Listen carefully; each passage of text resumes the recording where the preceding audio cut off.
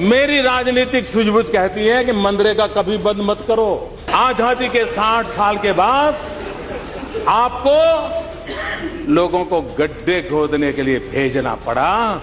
ये आपकी विफलताओं का स्मारक है और मैं गाजे बाजे के साथ इस स्मारक का ढोल पीटता रहूंगा। इसमें से देश का अधिक भला कैसे हो, उन गरीबों का भला कैसे हो, उसमें जो कुछ भी आवश्यक जोड़ना पड़ेगा। निकालना तो कुछ नहीं है, आप चिंता मत कीजिए जी।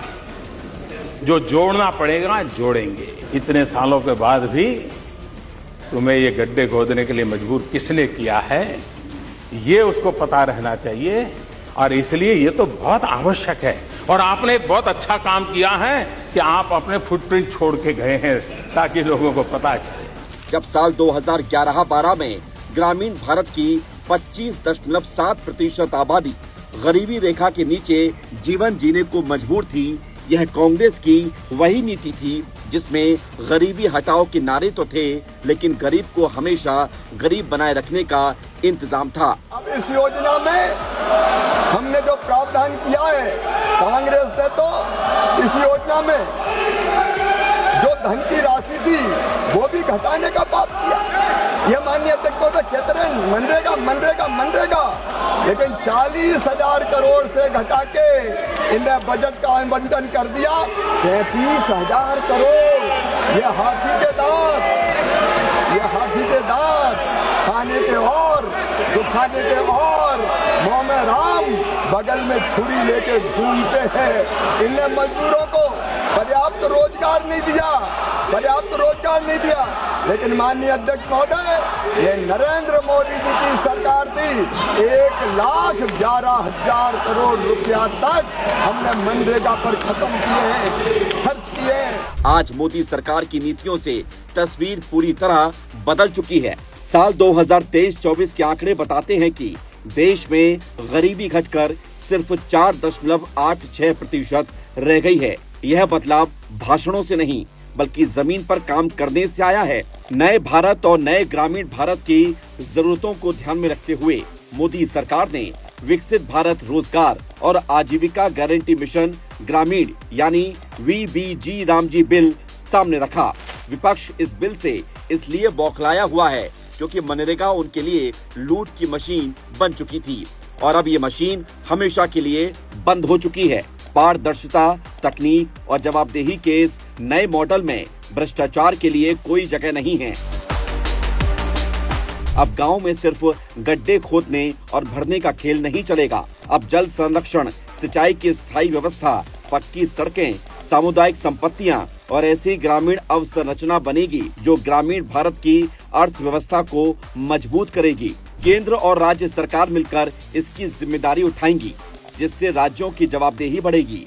भ्रष्टाचार पर नकेल कसी जाएगी और एक एक पैसा सीधे श्रमिकों तक पहुंचेगा। लेकिन कांग्रेस को इससे परेशानी है क्योंकि उन्हें सिर्फ अपनी लूट की दुकान बंद होने का दर्द है। दशकों से एक ही परिवार की गुलामी का जो भूत कांग्रेस के सिर पर सवार है, उसमें इन्हें सच्चाई दिखाई ही नहीं देती।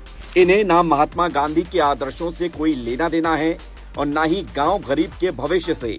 इनका असली दुख यही है कि अब हर योजना, हर सड़क और हर गरीब के घर पर सिर्फ नेहरू परिवार का नाम नहीं लिखा जा रहा। आज देश परिवारवाद नहीं, परिणाम और विकसित भारत देखना चाहता है।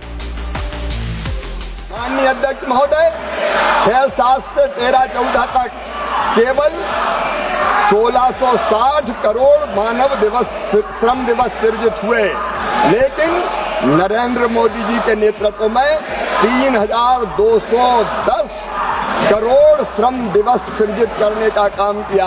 अरे तुमने मनरेगा लागू की, तुम ढोंग करते हो, ढोंग।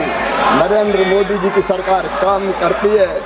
रिलीज की गई केंद्रीय निधि, माननीय अध्यक्ष महोदय, सारा देश जान ले, ये यूपीए वाले कहते हैं मनरेगा, इन्हें खर्च किया 2,13,220 करोड़ 39 लाख रुपए, लेकिन नरेंद्र मोदी जी की सरकार ने खर्च किया 8,53,810 करोड़ 91 लाख रुपया।